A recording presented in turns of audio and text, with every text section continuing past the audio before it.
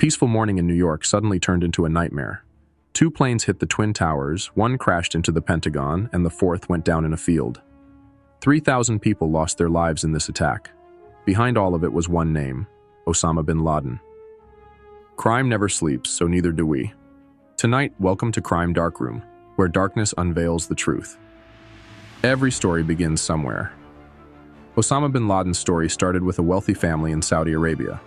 Born on March 10, 1957, he was the 17th son of a prominent businessman named Mohammed bin Laden, a family surrounded by wealth and power. After his father's death, Osama lived with his mother. Perhaps this loneliness and absence of a father figure led him to seek a different path from the very beginning, a path that set him apart from the rest. But no one ever imagined that the quiet boy would one day turn his name into a symbol of terror. Sometimes a single spark is enough to ignite a massive fire. For Osama, that spark was lit in the mountains of Afghanistan. The Soviet-Afghan War was the beginning of a path that transformed Osama from a quiet, religious young man into a radical fighter. When the Soviet Union invaded Afghanistan, Osama decided to use his family's wealth and influence to support the Mujahideen. He bought weapons, set up training camps, and even joined the front lines himself. But for Osama, it wasn't just about fighting. This war was a sacred mission. In the mountains and caves of Afghanistan, alongside his comrades, he found a greater purpose: a war against anyone who insulted their beliefs. Before we dive deeper into the story, hold on for a moment. If you're enjoying these narratives and want to explore the darkness further with us, don't forget to like and subscribe to the channel. This is where darkness unveils the light. Now let's get back to the story. Wherever the darkness runs deeper, there's always a hidden force behind it. For Osama, that force was something he created himself: Al-Qaeda. After the end of the Afghan war, Osama realized something. He understood that he could use the network he had built for a greater purpose. With his family's wealth and influence, he began gathering people who thought like him. He trained them, armed them, and ultimately created something that the world would forever remember: Al-Qaeda. But Al-Qaeda was not just a group, it was an ideology, a global network with a goal that went beyond local conflict. Their aim was to wage war against global powers, especially the United States and its allies. Using his resources, Osama set up training camps in various countries and began practicing small-scale attacks. But what made Osama truly dangerous wasn't just his soldiers and weapons. He had a mind capable of turning anywhere into a battlefield. Al-Qaeda wasn't just a name, it was the beginning of a shadow that would engulf the world.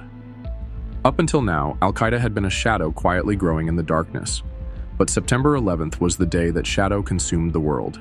On the morning of September 11th, 2001, 4 passenger planes were hijacked. 2 of them crashed into the Twin Towers of the World Trade Center in New York.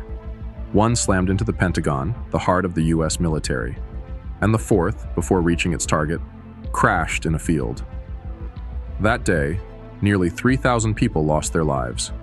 A day that no one will ever forget. Osama bin Laden and Al-Qaeda claimed responsibility for the attack.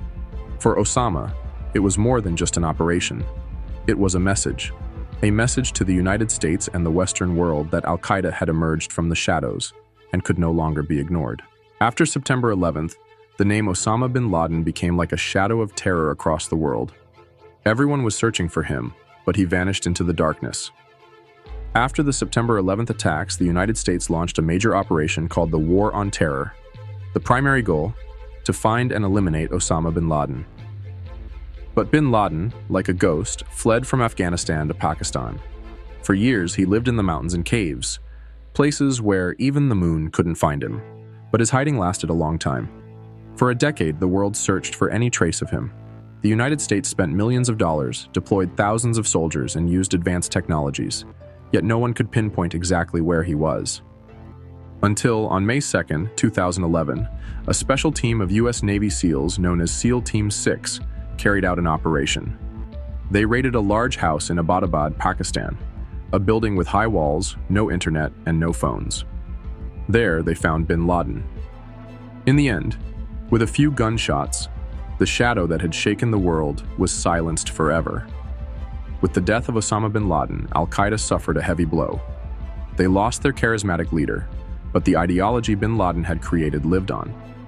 Al-Qaeda continued its operations, but from this darkness, even more dangerous groups like ISIS emerged. Bin Laden was no longer alive, but the impact he left on the world is still felt. Wars that were started in the name of fighting terrorism have changed the lives of millions. Countries like Afghanistan and Iraq are still scarred by these wars. Even today, networks like Al-Qaeda and ISIS use similar ideologies that bin Laden laid the foundation for. Now, he may no longer be an individual, but he has become a symbol of fear, of war, and of a world where the darkness never truly ends. Well, this is the story of Osama bin Laden, a man whose name will forever be etched in the history of darkness. If you enjoyed this video and want to walk further into the shadows with us, don't forget to like this video and subscribe to the channel. We'll be waiting for you here at Crime Darkroom, where darkness reveals the truth.